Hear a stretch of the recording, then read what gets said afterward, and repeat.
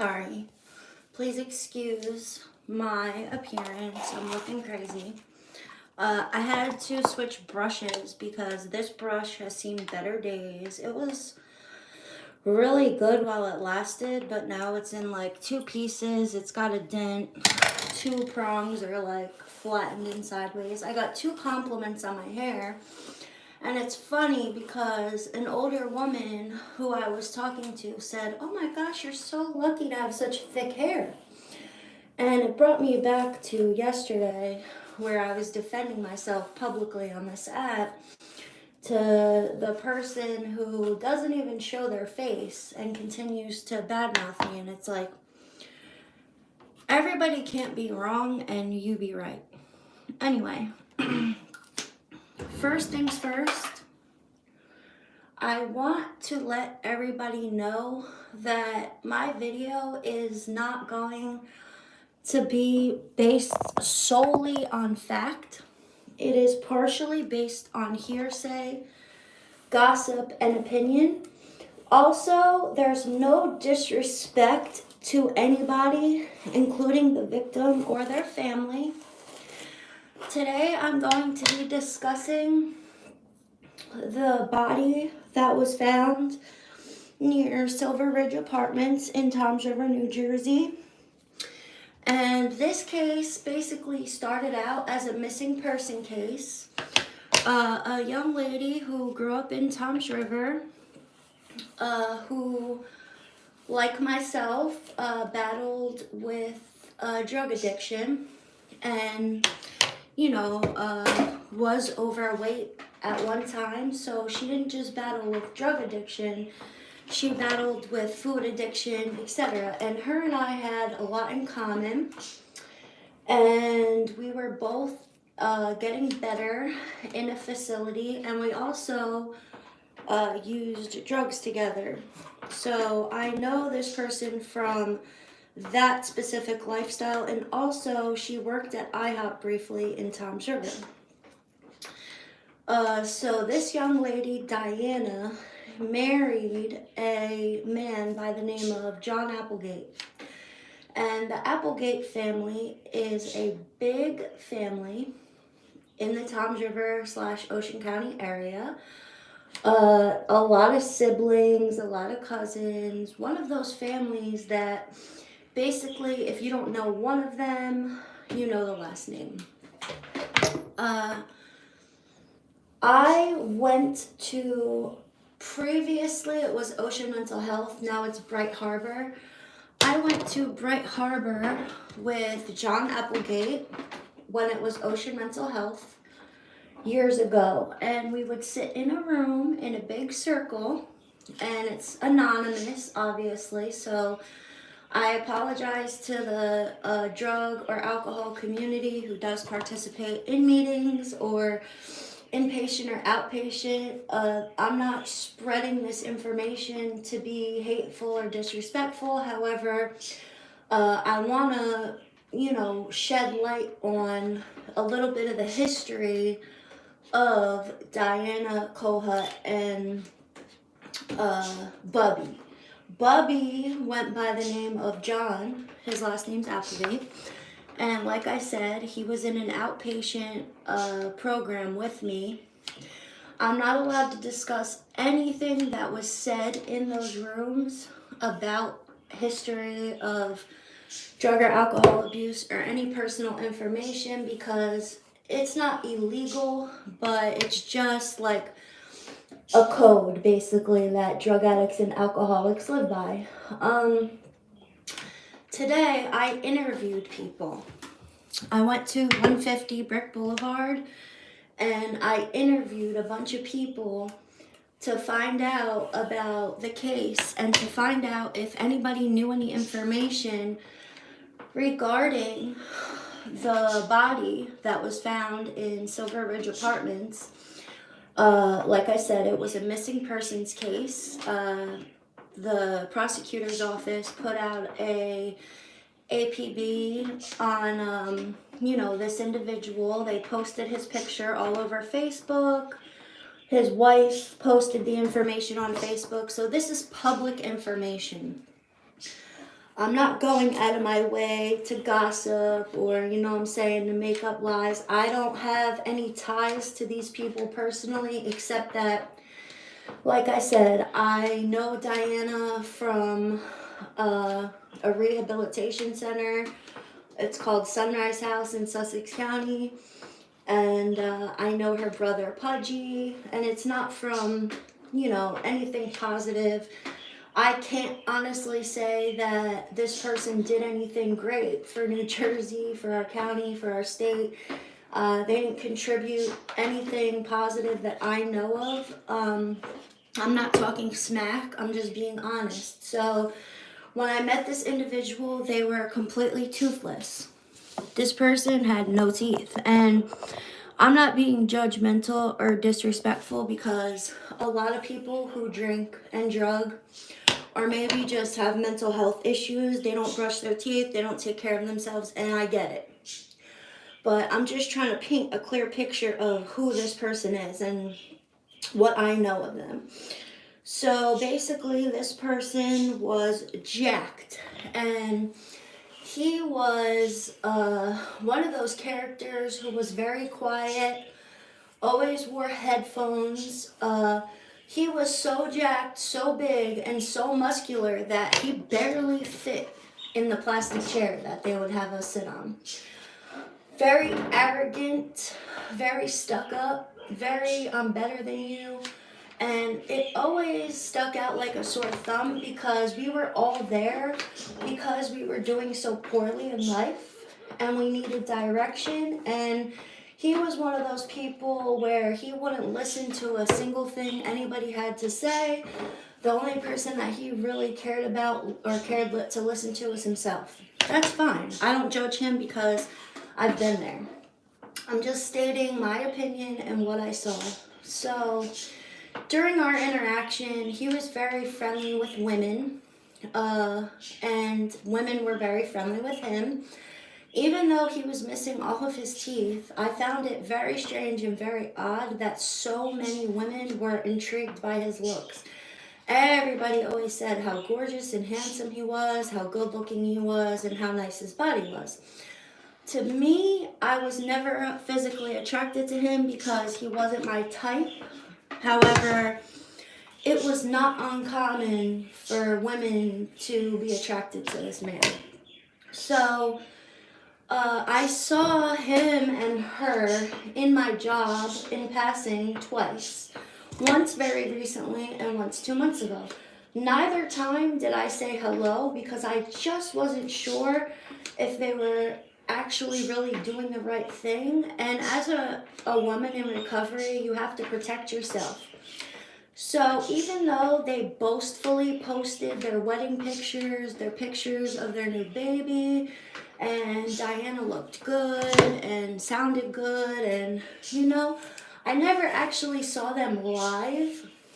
I never actually saw videos, and in still shots, it's really easy to fake the funk.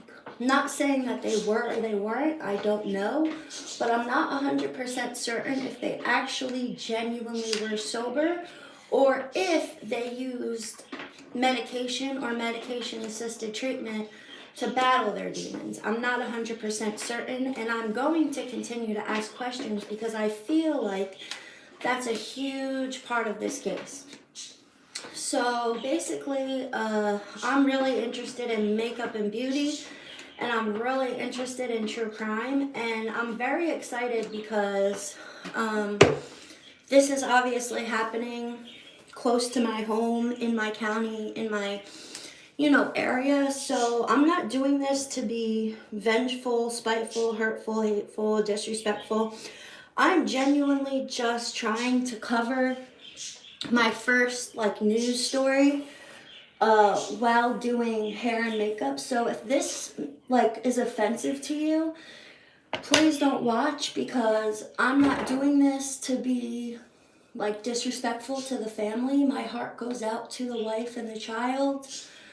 But basically, I interviewed a couple people, and I wanted to let you guys know when I sleuthed around what I come up with. So while interviewing people, You're going to be shocked by what I heard and what I found out. So, years ago, apparently there was some sort of party or some sort of engagement between the deceased person, John Applegate, aka Bubby, and a young lady who was from South Toms River. And apparently, if you go through South Toms River, there's a memorial of a young lady whose name I don't know. It was not released to me. The person who I interviewed wants to remain anonymous, so I didn't tape it. I have to respect, certain boundaries. But long story short, apparently, Bubby, aka John Applegate, was involved in some sort of drug overdose / didn't call 911 / dumped a body by the power lines, going back 10 years or so. Now, in his defense, and in anybody's defense who was in any of these situations, we all know that the right thing to do would be call 911 or use Narcan. But back when the heroin epidemic, first, started happening, and when fentanyl first started coming out, and when people ditched their pills to shoot dope, there was no Narcan, and there also was no, legal rules as to, a cop responding to an OD and not arresting you. So in his defense, if that happened, I'm not saying it's understandable, but it was more prevalent then than it is now. So apparently, this young lady, whose name I have yet to release, find out, etc., she passed away, and John wasn't the cause of her death. He didn't force her to ingest the heroin. However, he supposedly gave it to her. And then when she overdosed, supposedly ditched her body near the power lines in South Toms River. The reason why I'm talking about this is because the person that I interviewed seems to think that the passing of John Applegate, has absolutely nothing to do with overdosing, even though he's a drug addict. But their opinion was that the family of the deceased young lady from 10 years ago saw that John and Diana were doing so well, and they couldn't seek any type of revenge on John immediately after the passing of their daughter. So they plotted and planned for a decade or so. And then when John and Diana got married, had their baby, were going through the motions of getting clean, getting sober, getting their body right, getting their mind right, apparently, rumor has it that they sought out revenge, and they could be being looked at as an accessory to this body that was found. Now, I am merely just touching on this topic because the person that I interviewed really didn't want to go into detail, and they don't want their name disclosed or the family of the first victim, because this is just hearsay, gossip, rumors, and opinion, okay? This isn't factual. It's factual that the young lady passed away, and it's factual that John had something to do with it, and he was a part of the issue or problem. He didn't kill the young lady, so to speak. However, he was involved in giving her drugs and not calling 911. So this particular person, didn't really feel like mourning John Applegate was appropriate, because he felt like if it was him as a father, he would have sought revenge as well. So apparently this was some sort of revenge crime and not a drug overdose. And I guess it's easy to assume that a drug addict in recovery relapsed and got like bad shit and passed away because it happens so often. And it's like the perfect way to have the public assume that it was an overdose, and it still could be. There's no autopsy report, there's no information released. I'm just going off of what I heard from people in the drug community, people that are on medication assisted treatment, people who are around drugs and alcohol every day, people who mix and mingle at parties, and people in the recovery world who are mourning, you know, the overdoses of people in the past. And when something like this happens in the community, people do not forget. And, you know, we have a tendency to think, well, I'm clean, I'm sober, I don't owe anybody anything, it's all acceptable, commend me, pat me on the back, this, that, and the third. And even myself included, we fail to realize that we need to make amends with people that we've harmed. So, while doing my hair this morning, quickly, nothing crazy, just running a flat iron through it in order to, you know, give it some length, give it some volume, put some heat on it, and look like something. It's Friday. I have to cash my check and do some running around, so I do want to look halfway decent. Obviously not wearing this outfit. I look like shiz naive, but I just wanted to quickly come on here and give a slight update on my sleuthing, my detective skills, my interview skills, and you know, I want to make this a habit. I want to make this an ongoing live stream, because I think that if I touch on things that are happening in Ocean County, Jersey Shore, different, you know, shops opening, different hearsay, different gossip, it will, like, put my channel on a less broad spectrum, and it will help my viewers focus on a specific topic. In the past, I was kind of going in all directions because I wanted to see what would get the most views and what would captivate people and what worked for me, what was easiest, you know, how much time things would consume in my life while working, how much everything cost, you know, unboxing, this, that, and the third, the only fan stuff, how much I would make, who would be interested in it. And I find that this, like, murder and makeup, or, like, you know, this little sleuthing stuff, to me, it's interesting. It captivates my mind. And basically, like, I think people are going to be here for it. So if you're interested in this story, whether it was a murder, a suicide, an overdose, etc., and you want to know more about what's going on in this area, Ocean and Monmouth County, New Jersey, etc., please subscribe to my channel, because I am just starting to do, like, interviews and, you know, incorporate my art, my writing into not only Patreon and YouTube, my modeling on OF, but now moving forward, I want to incorporate people and interviews and, you know, drawing portraits and stuff into my content. So please subscribe if you're interested. I know that, like, I need practice, obviously. I need to get better at my murder and makeup idea. But it's a start. It's practice. Practice makes perfect. And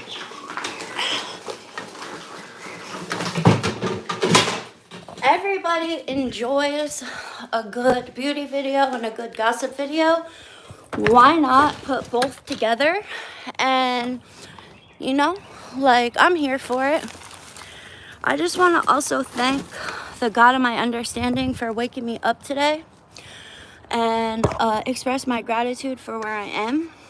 rather than where I was or where I could be or should be. I appreciate all of the love, help, and support from my community. I do appreciate all of the feedback, all of the positive feedback, all of the genuine care and concern, all of the people who reach out to me and, you know, support me financially on Patreon and OF, all of the people who might not have money but still get my watch time and my watch hours up.